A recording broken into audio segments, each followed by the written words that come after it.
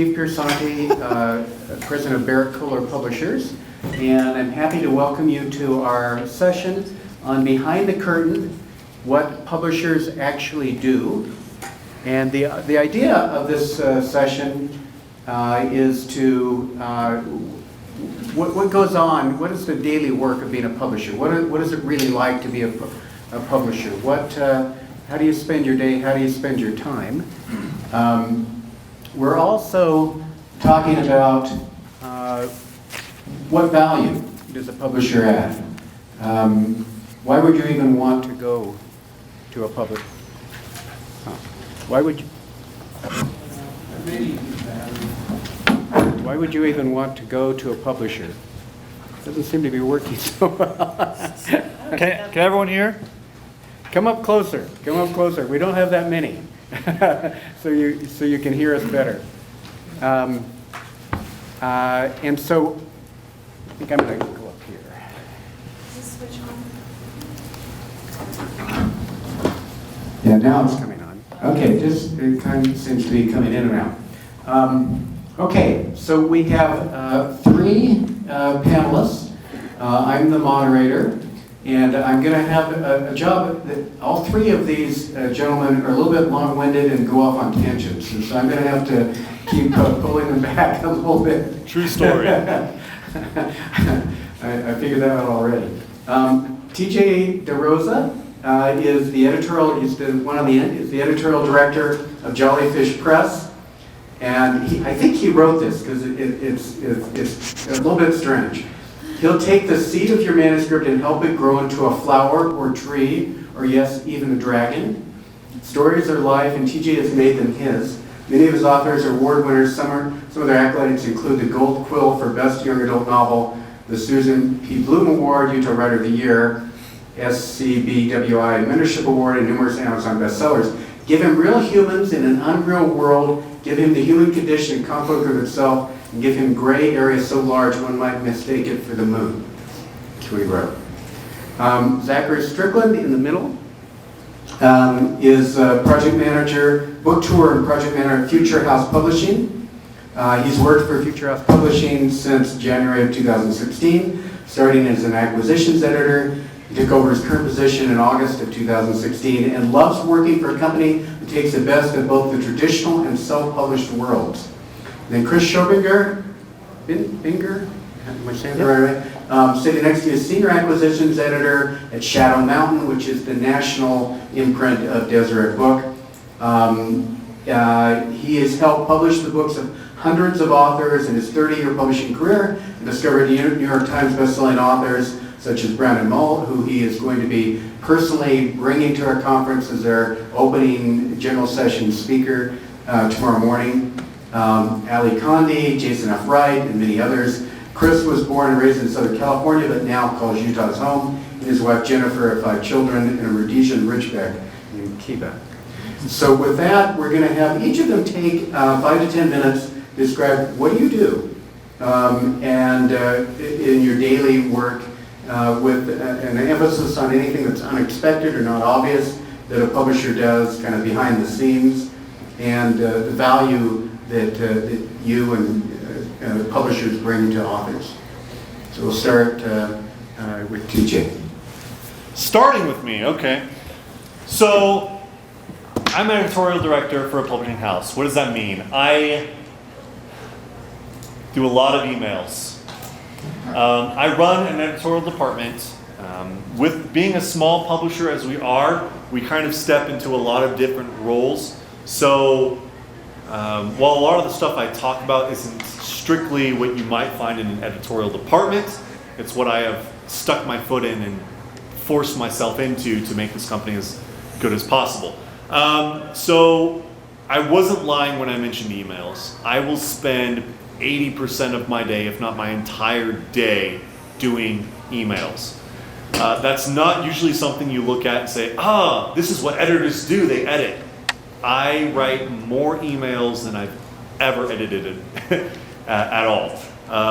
These emails will be to agents, they'll be to authors, interdepartmental emails, emails to the publisher, emails to Gotham, who is our partner in Hollywood, emails to Schulman, who is our partner for Subrights.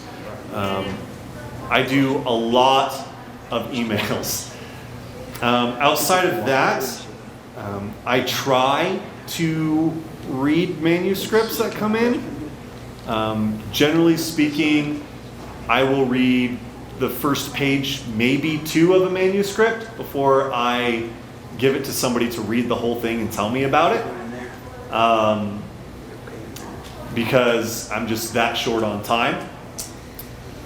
I will never require something I haven't read though. If somebody tells me it's really, really, really good, then I'll read the whole thing. I generally don't get much reading time at work. I don't get much editing time at work. As it were, a lot of that's done on my free time. I have turned into somehow a business administrator rather than an editor, but I love it. I think it's fantastic. I love all my editors. I take on all of the work that my editors don't want to do, so I let them edit books. That's what they do. That's what I thought I wanted to do, but hey, this is where I am. So I handle all their communications. I deal with, I'm the bad guy when we have to talk to authors about reverting their rights back to them. My publisher doesn't like to do that, so he says, here, you do it. I also have to handle concepts and communications from my editors to the publisher, from the publisher to the editors, from the authors to the editors, to me, to the publisher. I'm kind of the go-between guy that does everything, that connects the editorial department to every other department of the house. And I do consider, I do a lot of stuff with making sure shipping is done on time. That's something that a publisher does add, that we can distribute your work nationwide. There's a lot of work there. There's a lot of decisions making on, for instance, when you have your launch date set for January 1st, but you have 3 pre-orders. We're not going to launch your book on January 1st because that's going to cost us money. So we have to look at that. We have to pay for shipping, we have to pay for freight, we have to pay for distribution, we have to pay for salespeople to sell those books, and we have to pay the store for putting our books in those stores. That's way too much money for 3 books.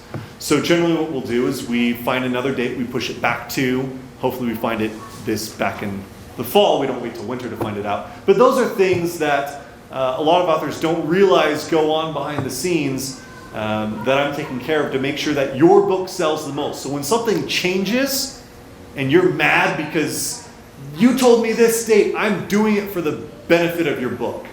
I'm not doing it because I was lazy and put something off. I'm doing it because I think this will improve sales. And ultimately, that should make you happy.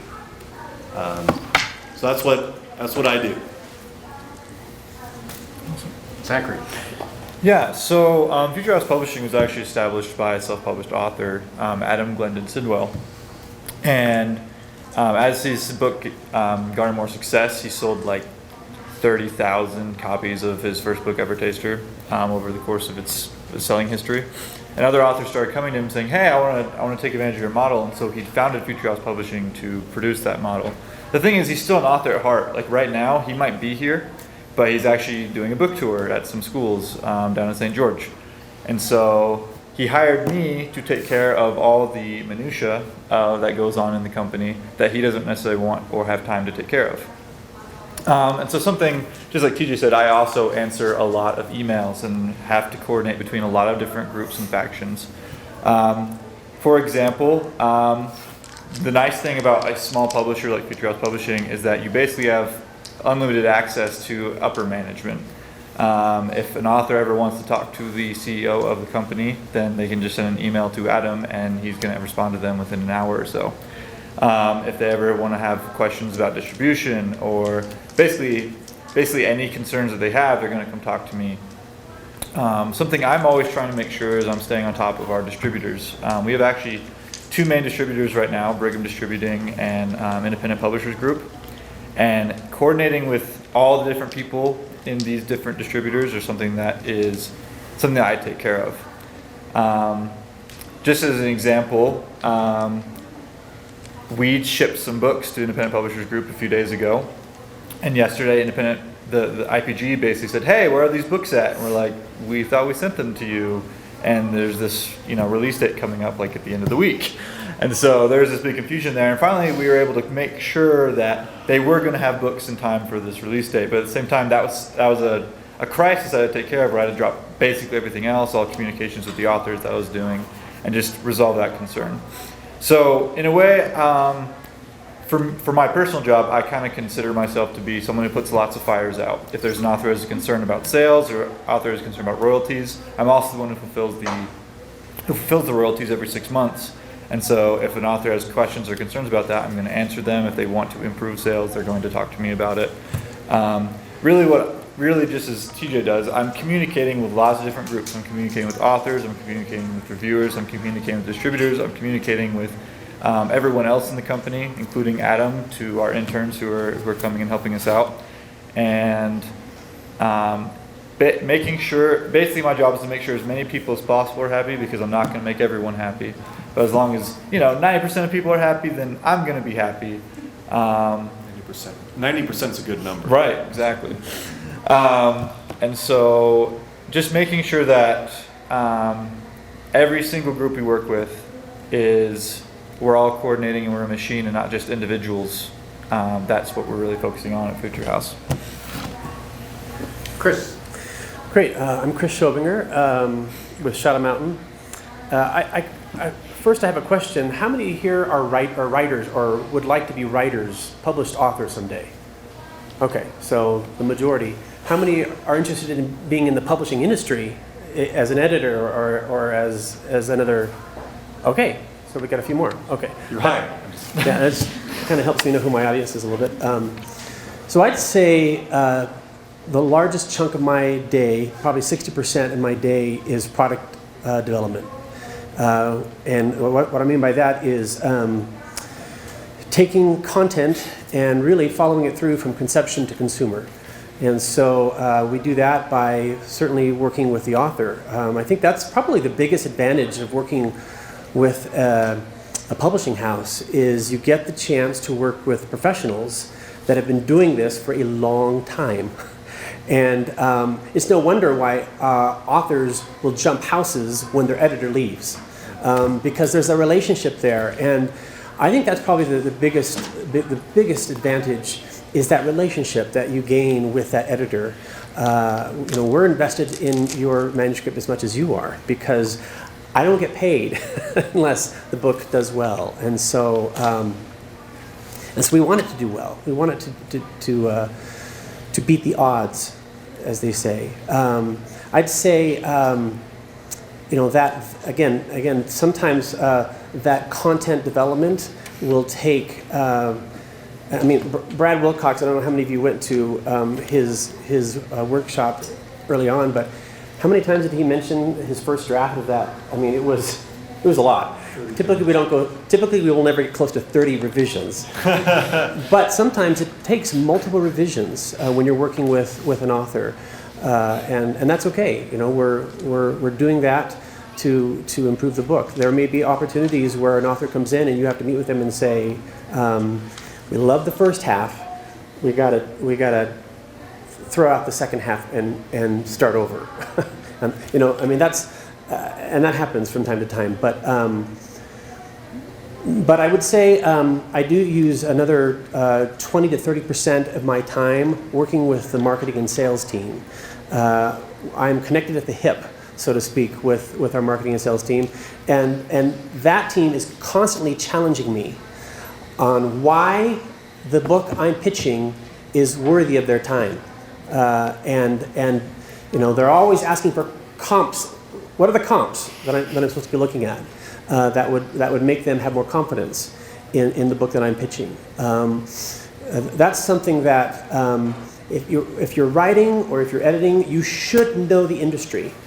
You should be looking at New York Times bestseller, the PW bestseller list, looking at those, what's clicking, what's happening out there? Why are people buying certain books? what is the sales copy of those books, and try to dissect those things. I mean, it really is a science. There is a method to this madness of publishing and marketing and selling, and really, we say we're publishers, but we're all salespeople, right? All of us. We're trying to sell books in every capacity, in every portion of the industry.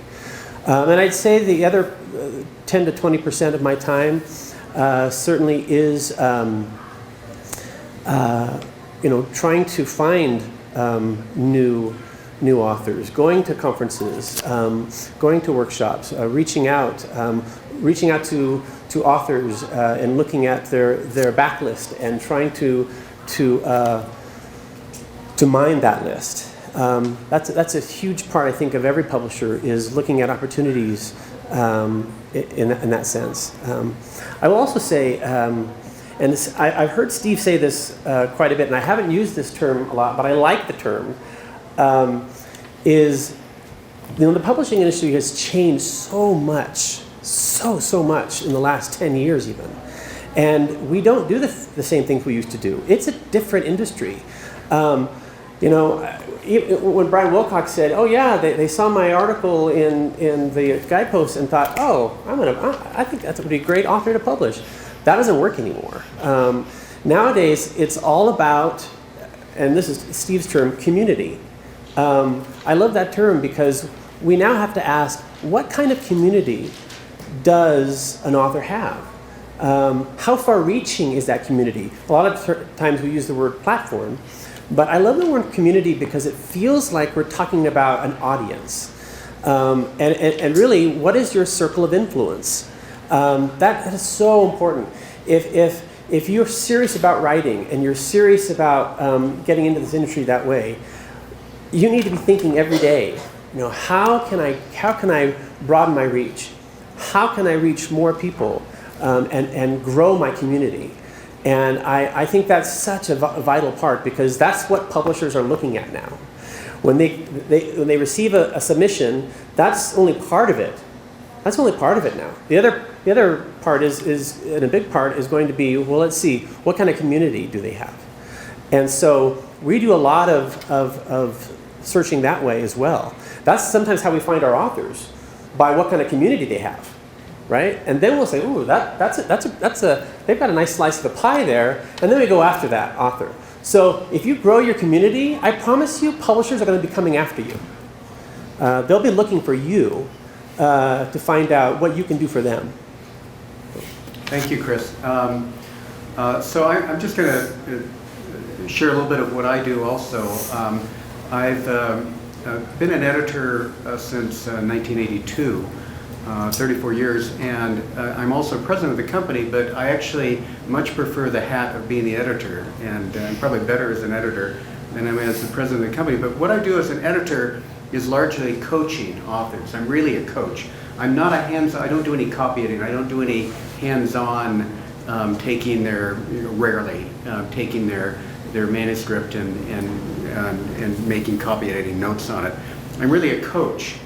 And the coach, I'm almost like a therapist, in the sense that what I'm doing is having them, we'll go through many iterations of their concept, of their outline, of their big idea, of their message of the book. We'll start out having them express their message, try and write a page or two, just what is their message. And we may spend an hour, I spend much of my time on the phone. I would say I do spend a lot of time on email, hours a day, but I spend more time working with authors on the phone, where they've written a proposal, or they may have written a whole proposal, and or they may even have written a manuscript. And we'll spend the first coaching session just focusing in on what's the message of your book. And we'll go into, and we may actually spend 2 or 3 coaching sessions, and I'll have them rewrite the message of the book until they get clear on the main concept of the book or the main message of the book. We really can't go any further, and so we'll come at it. We'll come at that message of the book from different directions. We'll come at it from the different title ideas. We'll come at it from what's new here, what's the new idea, what's the big idea here, what's new compared to other books, who's your audience, what does this really offer to your audience, all trying to refine the message of the book. And sometimes we'll go 5, 6, 7 coaching sessions before we've even gotten to the point that there's a proposal that I think I can pass on to our editorial team. Even though I'm the president of the company, I have to go through the same process as any other editor does. In the company, a project has to be first approved by our editorial team, which is 7 people, and then if it's approved by the editorial team, it has to go to our full publication board, which is about 25 people, which includes our editorial team, our sales and marketing staff, our international sales and subsidiary rights staff, and our design and production group, about 25 people. They all have to approve it. So I'm coaching the author to shape the concept, the idea of the book, until it can pass muster with our editorial team and then with our publication board. I want to pick up now, and we're going to turn it over for your Q&As, so be holding your Q&As, but I'm going to just ask each of us to talk about this for a minute. Chris brought up the point that 20 to 30% of his time is working with the marketing and sales team. The truth is that in editing, in publishing, much of what you do is around marketing. Even editors, you have this vision of the editor as being someone who's just working with words or just working with these great ideas. You're spending probably more time working on the marketing side of helping authors learn how to be what's going to be involved with marketing, and then working with your marketing department to help them understand the project. So I want to ask each one of us to talk about, what do you do with authors in your marketing on the marketing side? What's that aspect of your job? Even though you may be more on the editorial side, how does that work? Go ahead, Chris. Yeah, I have the benefit. So I graduated in marketing with an emphasis in advertising. And I have to say, I use the skills I learned in advertising every day. Because in advertising, it's all about how much can you say powerfully in as little amount of words as possible. But for sure, so I have that background, and I'm constantly thinking of that from day one. I mentioned taking a book from conception to consumer, and really at the conception of manuscript, my thought from the very beginning is, how are we going to market this? How are we going to sell more copies of this even before we begin the editing process? But we do. We do have. We're always working with the marketing team.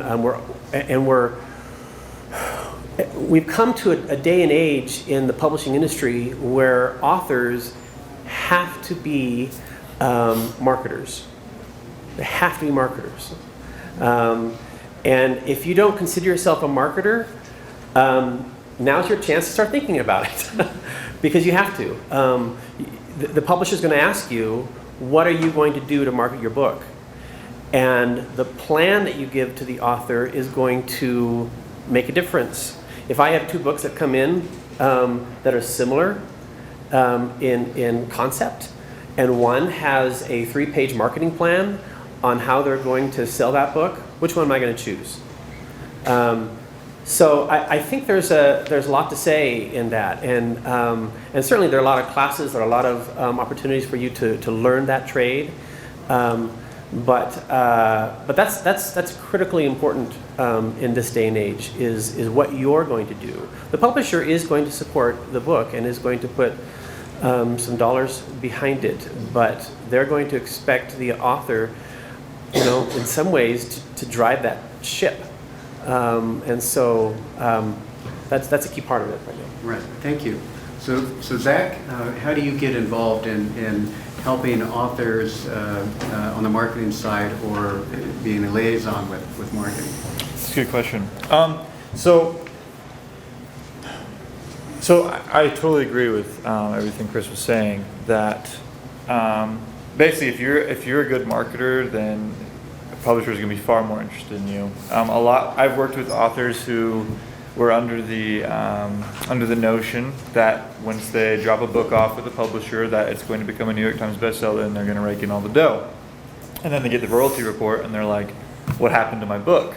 And so we'll ask them stuff like, so did you show up for this event that we set up for all of our authors? Did you come to this event? Did you do this? And they'll be like, no, no, no. And we're like, well, maybe that's part of the reason why.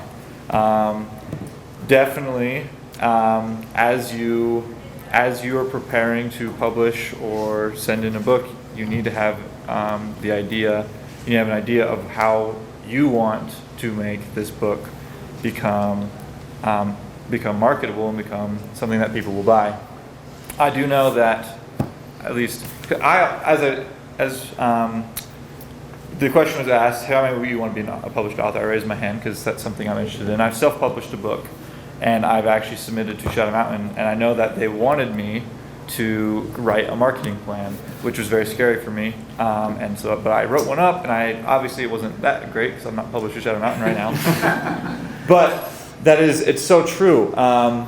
The authors that put the most effort into producing material, the authors that make sales. So, for example, one of our authors, Kevin L. Nielsen, he wrote the Shirani series at Sands, Skies, Storms. He is every day working on blog posts and Twitter posts and Facebook posts just to build a following, so that way when something new comes out, he can tell everyone, hey, look what I've done. And he goes out on his own and will set up book signings and book sales, and will call us and say, hey, I set up these things, can I get some inventory for this? We're like, oh yeah, sure. We'll set you up with it. If you're proactive in making sure that your name is out there and that people recognize you, then that's important. When I worked at the Comic-Con booth, just this last, I guess the beginning of the month, people would come up and look at our books, and we're a smaller publisher, and they'd say, I don't recognize any of these names. And then I'd be like, yep, because we're a small publisher. But then there'd be like this one author, they'd be like, oh, I think I've heard of this one, because that author goes out and makes sure their name is out there. Yes, as we've talked about, publishers offer a lot with marketing and distribution and all these things, but we can only do so much. If the author is just going to sit there and wait for us to do the work for them, we're not going to do the work for you, and we're not going to be able to. But if a publisher asks you to do something to help market your book, whether or not you have training or education in the field, you be willing to do what they ask and trust them, because they know what works. Even as a small press like Future House, we know what works and what doesn't. And so when we ask someone to do something, it may seem like it's not going to do much, but it will. And as long as you're willing to work with a publisher in that way, then they're going to be more willing to market your book and to make sure your book becomes a success. Good, thank you. TJ? Okay. So the question was, how involved do we get with marketing with authors, right? So first of all, very beginning, very beginning. If you write me a marketing plan, you go to the top of my plate and I'll read that whole thing. Love marketing plans. Really, comparable titles are great. Never give big time bestsellers, because your book will not sell like Harry Potter. It just won't. But when it comes down to it, what do publishers do? And generally when I look at this, what makes us different? What do we give you guys that you can't do yourself? How many of you have connections to Hollywood? We do. How many of you have connections to somebody who can distribute your book to nationwide? He does.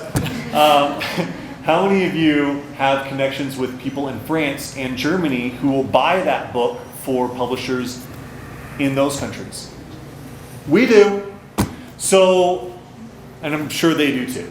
The point is, we have a huge network on the back end. We're not going to drop 10 grand to put up a billboard for your book, unless you're R.L. Stein. It just doesn't work. That does not sell books. That's not what publishers do when it comes to marketing. What publishers do when it comes to marketing is we sell to book sellers. So we sell to people who buy books. They're called buyers. We don't sell to the customer. We don't touch the customer, because they don't buy from publishers. When you think of a book, somebody give me a book they love. Somebody give me a book they love. The Harry Potter books. Harry Potter. who is the publisher? Scholastic. I don't know who it is. Okay, well, some people said, but who's the author? Oh, J.K. Rowling. If J.K. Rowling wrote another book, would you buy it? She just recently has that. Yeah, and you bought it. There you go. She's the first billionaire author. She's the first person, I believe, that has made over $1 billion as an author. She's good. Yeah, she's great. She's fantastic. If her publisher published another book, would you buy it? You don't know who the publisher is, right? So, based on that, who sells books to you guys? Huh? The author, okay? That's not our business. That's the author's business, okay? We can help make the author's name a brand that you recognize. We can help with that, but we don't sell to you guys. When we come back and we see your royalty statements and they're low, that's not our problem.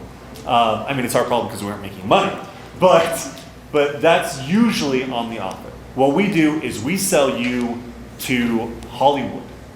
We sell you to France, to Spain. We sell you to Barnes and Nobles. We are the reason you get into Barnes and Nobles.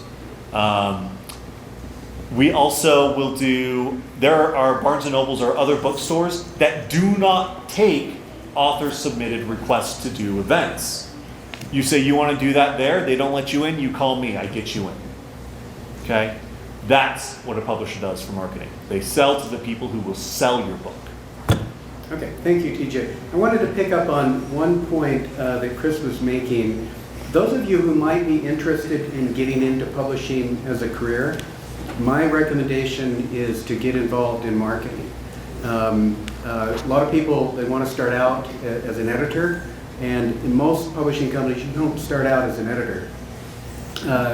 In textbook companies, the traditional route into becoming an editor was to be as a traveler, a college traveler, where you or elementary and secondary textbooks, where you would go around with a territory and you would be calling on accounts, calling on professors, calling on school districts, and selling textbooks that way. And that then, getting the marketing grounding, prepared you to go into publishing.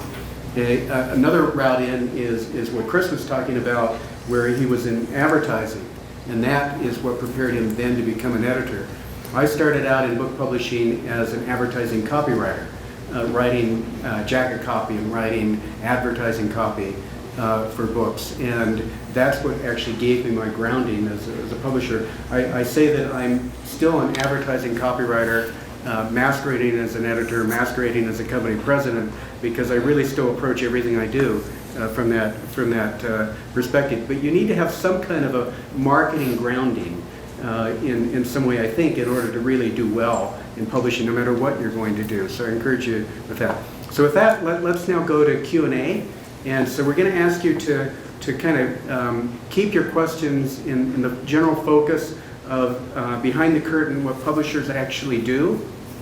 I know this panel, we could go any direction you want, but we'll ask you to kind of go there in terms of questions. So if you have a question, raise your hand. Yes, go ahead. I'm just curious. I know each one. Speak up a little bit louder on the question. All right. Each one of you are in very different parts of the in the publishing world. You like different kinds of books. As you see each of your different genres, is there something that you say, oh, I really would like to see this, or something that you kind of go, all right, this is the kind of book that right now is selling? Who would like to answer? Well, you can look at the New York Times bestseller list and see what's selling. But are you asking specifically right now, what am I seeing? Yeah, or, right now, what are you seeing? And right now, what are you saying? Like you said, you're usually a year, maybe even 2 years behind what actually is coming out. So what kinds of things do you see coming out in 2 years? And do you see hopefully selling in that period of time? Yeah, currently what I think is always going to be, I guess I shouldn't say always, what I think is pretty strong going forward is contemporary fiction with a twist, whether that's sci-fi twist, a fantasy twist, or just something that feels normal, that isn't, that you discover this. Things like Gone Girl, things like, I mean, I guess that's more thriller style, but Fault in Our Stars, that did contemporary YA, and it made it fresh and new. These things that are very, very normal that feel new. So that's why I like contemporary. What's the Time Traveler's Wife, right? Things like that I think are going to do very well in the next few years because science fiction is coming back. And when you get science fiction and you mix it with contemporary, which is mass market, I mean, those sell all the time, and you mix those two, I think that's going to be very, very strong. And I've been looking at that specifically. Chris, you wanted to address Yeah, that? I would say that's a really good question, by the way. And I would say that when we receive submissions, I mean, we're looking for certain themes, and it's really based on the publisher that we are. We're looking for themes that will strengthen family and themes that will promote virtue and inspire greatness and champion liberty. Those are the things that would work, whether it's fiction or nonfiction. And I will tell you that we are looking to increase our nonfiction line right now. So our sales team always likes to second sell, which means we did really well in this category. Well, here's another book that fits that category that we've done really well in. Our sweet spot for many years has been middle grade fiction, and fantasy, and so we're always looking for that next manuscript that has that potential. But again, I think for nonfiction, I mean, if it has the right theme, we're gonna find to see where that fits in whatever trend is out there right now, and try to grow that. So I've got a little bit different of a response to this. I mean, it overlaps somewhat in that every publisher has particular niches or particular focuses or the kinds of books that it does. And if you send us something that isn't a really good fit with what we're about, it's going to get 5 seconds. We're not going to spend more than 5 or 10 seconds on it. 5? Yeah, it's nothing. But my answer to your question is I pay no attention to trends. I am not trying to anticipate what is everybody else doing, where are things going. I'm not trying to guess what's going to be the big fad a year from now, 2 years from now. Zero attention to that. My whole question is, where's a need? Where's something that there's a problem in the world, there's a challenge, that people are having trouble with something, something's not going well. And so I'm looking, for example, at property rights, where there's very little attention anywhere in the world in the literature about rethinking property rights and how it's going. So I'm looking for books in an area that no one else is really looking for now. And so it's a completely different lens that I'm after. I don't get sucked in. So Chris, you wanted to comment? No, I totally agree with you there. And I think in nonfiction that especially is important. And where trends comes in is simply buyers look at trends a lot. And so whether we like it or not, we tend to have to look at trends. One trend right now that we've seen in the children's market is middle grade fiction that's dealing with hard issues, whether it's death or abuse or illness. And so that certainly is a trend right now that we see out there. And so riding that wave can be a good thing. When you say Okay, middle so grade, let's go on to another question. Go I ahead. just wanted him to clarify, what is middle grade? Middle grade is like 8 to 12-year-olds. Another question from the audience. Go ahead, sir. This Speak is up. A question with two similar parts. Marketing to the LDS community specifically, which is a little more narrow perhaps, and the sensitivities in marketing some themes. I haven't written a book on the atonement, but market the atonement, isn't it? Yeah. Well, having worked, I did work with Deseret Book imprint for many years, and I will tell you there is a sensitivity to that, and we try to be careful with sacred topics, but there are topics within that nature that do sell well. The atonement is one of them. books on the atonement tend to do quite well within the LDS community. And so it's just a matter of, again, it goes back to that advertising copy, making sure that it's speaking to a job that needs to be done for that individual. And then if you can craft it in a way that fills a need, I think people are accepting of that. Either of you want to comment on I that? think that fills everything that I wanted to say. Okay. Sorry. Zach, What was your question though? Go. I just wanted to know, as an author, my very first step to you, what's gonna make you want to do my book? Like, do I come and drop it off at your business? Or would you rather see, how would you like to see it presented? And you're shaking your head, no, don't come. Yeah. Do not show up. Kind of the last, I'll be quick so we don't have a lot of time, but kind of the last two questions we have, that's like, when we're looking at new manuscripts, we're looking at the very first few sentences of a pitch or a query. We want to make sure it's something that we publish, so make sure you do your research. And also for Future House, we try to produce family-friendly material, which is kind of similar to pitching to the LDS audience, because LDS audiences want family-friendly material, even if Speak it's... up a little bit. Sorry.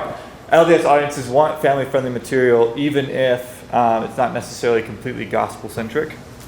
And so if you send us a book that's going to feature lots of crudity or violence, or it's going to be even just romance, which we don't publish as Future House, like, don't send us romance titles. Yes, oftentimes we will see stuff from genres we don't do, like books of poetry or essays that we don't publish, and so we're going to give that 2 seconds and move on. So do your research and make sure that when you are trying to write for an LDS audience, write to something that is going to, that parents will be able to stomach their kids reading. Yeah, so really quick, do your research. Everyone has something. I could say, do this, but you send to Shadow Mountain and they reject you because that doesn't follow their guidelines. Okay? Do your research. They'll have your guidelines up on the site. Make sure you follow those guidelines to the letter. I have rejected people straight out because they didn't follow the guideline. They could have had a good book. I don't care. I don't want to work with somebody who's not going to follow simple instructions. Okay? That's my 2 cents. Follow that and write well. Okay, last question, and then we're going to finish in the back there. So this is kind of a niche question, but from a publisher standpoint, I do speaking and writing in business and success over here, but I have a spiritual book in me. My question for you is, as a publisher, do you want me to have a separate brand for that, or can I use my own brand following email list, social media, as who I currently am, or do I need to build one that's separate, that's specific for that audience?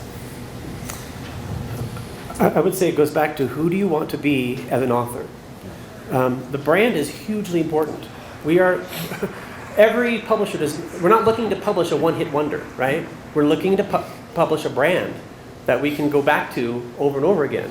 So who do you want to be as an author? Do you want to be an inspirational, spiritual author?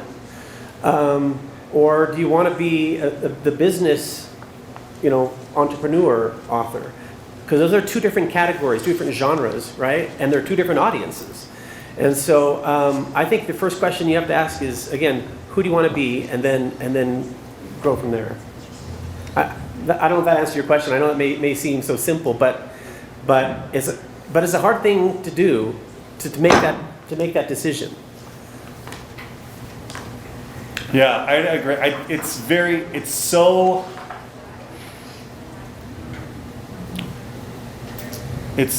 It has to be to the individual. I don't think it's something that one of us up here can say yes or no to. I think that some people would want you to have a different brand, and other people, if you can find some connection between the two, you can have both. I have an author that does YA, adult thriller, like they're all over the place, but because his brand kind of branches out for all of them, it works. So there's just a lot of variables involved, and I think you'll just need to look at it, see if there's a connection. If there's zero connection whatsoever, who do you want to be? Chris, want to say more? Well, I would just say an example of this in a way is, you know the author Anne Perry, right? You know what kind of book she writes, right? Well, she came to us with a book that was science fiction. Do you think of Anne Perry as science fiction? No. So ultimately, she's entering the marketplace as, in some ways, a debut author, right? She has a brand, but people know that brand for something that they know it is. And so, how do you think sales of her science fiction book did? It didn't do well. Yeah, so we have that problem all the time in that authors, we publish in 3 areas. One is business management leadership. Second area is personal growth, self-help. Third area is current affairs, changing the world kinds of books. And the problem we have is that our business authors, business leadership authors, keep wanting to write books on changing the world or books on personal growth. And generally, it just doesn't work. They can have a great idea for a book, unless they've built a market, unless they've built a following, unless they've built a brand in the area in which they're publishing. It doesn't matter how good the book is, it's not going to work because it's the author's community. They have to have a community established around it. And so, we're very skeptical, even if they're a best-selling author, of trying to change genres. Yeah, I have a best-selling author in the romance genre. We don't publish romance, but she submitted a sci-fi, and it was so good I decided to take the risk. We changed the name. She's going under Sam York instead of Sabrina York. But yeah, we're working on that whole branding thing, and it's a struggle. I'll let you know how it goes. It comes out next spring. So Okay. So with that, thank you for coming to our session.